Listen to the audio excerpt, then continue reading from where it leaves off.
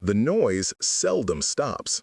It is that background hum of anxiety that doesn't belong to you, the sudden wave of grief hitting you in the grocery store aisle, or the exhausting, unvoiced tension during a family dinner.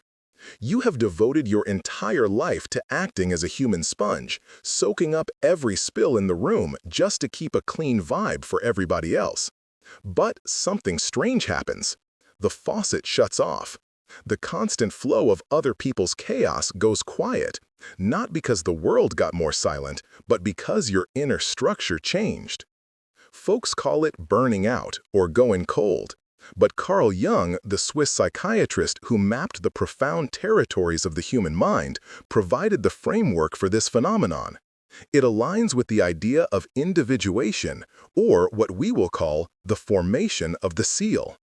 If you recognize yourself as an empath, you have likely spent decades operating with what Jung called psychic permeability. Picture a house where the front door has been taken off its hinges. Anyone can stroll in, track mud onto the carpet, and eat the food in your fridge. You didn't choose this design.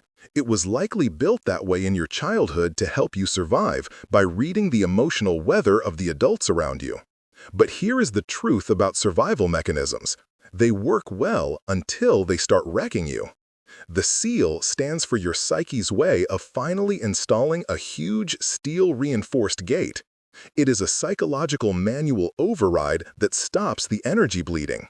And if you are going through this shift right now, or if you are longing to feel it, you need a grasp of the 5 stages of how this seal locks itself in.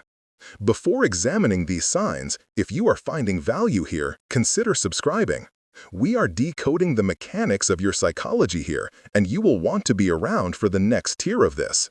Right now, let's look at the first massive indicator that the seal is forming: the death of the mirror fallacy. For years, you walked around assuming everyone else was operating with the same high-definition emotional equipment you own. You figured that if you treated someone with deep care, they would automatically reply the same way. Because that is just human nature, right? Wrong. That is your nature. When the seal hardens, you stop projecting your own depth onto others. It is like realizing you have been trying to play a high-definition movie on a toaster. It doesn't mean the toaster is broken. It just means it is only good at making toast, and it will never show the feature film of your life. You stop making excuses for the friend who only calls when they need a favor. You stop inventing sad backstories to justify why a partner is emotionally unavailable. You see people exactly as they are. And surprisingly, it doesn't make you angry. It just makes you stop investing. This leads us directly to the second sign, which Jung referred to, the withdrawal of libido. Now, hang on a second. In Jungian terms, libido isn't just about physical intimacy. It is your total psychic energy, your life force, the gas in your tank. As an empath, you have historically run a free gas station. You filled everyone else's tank while you were pushing your own car down the highway. When the seal activates, that free fuel supply cuts off. You physically cannot make yourself listen to that coworker complain about the same problem for the 100th time without taking action. You used to spend hours on the phone holding space, but now, 5 minutes in, you feel the urge to hang up. This isn't you turning mean. This is your supply chain correcting itself. You are redirecting that power toward your own projects, your own health, and your own resources. But wait, because this third marker is usually the one that feels the most intense. It is the return of the shadow. You have likely spent a lifetime living as the good one, the peacemaker, the one who stays silent to avoid rocking the boat. Well, the seal doesn't care about being nice. It cares about being whole. Suddenly, you feel a surge of defensive fierceness. Think of it this way. For 30 years, you have had a security guard who was sleeping on the job. Now he is awake, he is strong, and he is holding his post. This harshness isn't destructive, it is protective. It is the power that finally allows you to look someone in the eye and say no without following it with a paragraph of apologies. You might feel like you are becoming the bad guy because you are finally setting limits.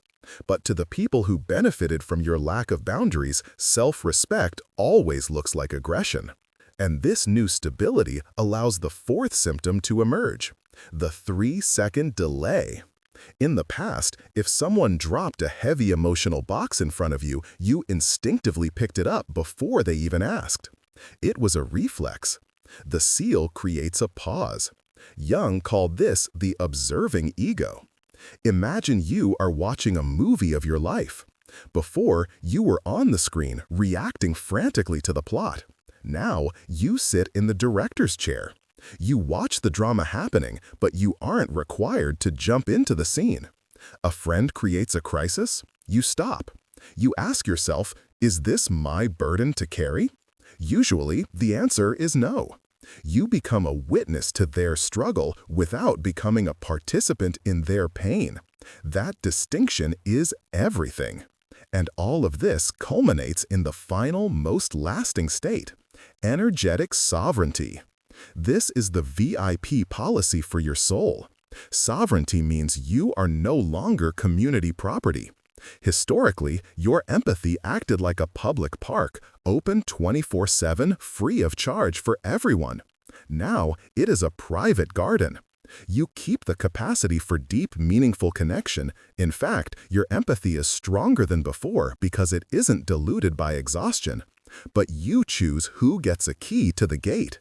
You might be asking, why is this happening to me right now? Usually, the seal locks itself in following a system overload. Maybe it was a betrayal by someone you trusted completely. Maybe it was a health issue where your body forced you to stop giving. Or maybe it was just the accumulated weight of 1,000 small disappointments. It doesn't matter how you got here. What matters is that the energy leak has been plugged. Here is the uncomfortable truth that guarantees this sticks. You are going to lose people. When you stop acting as the endless source, the folks who were only there for the supply will disappear. Let them go. You aren't losing friends, you are losing those who only take.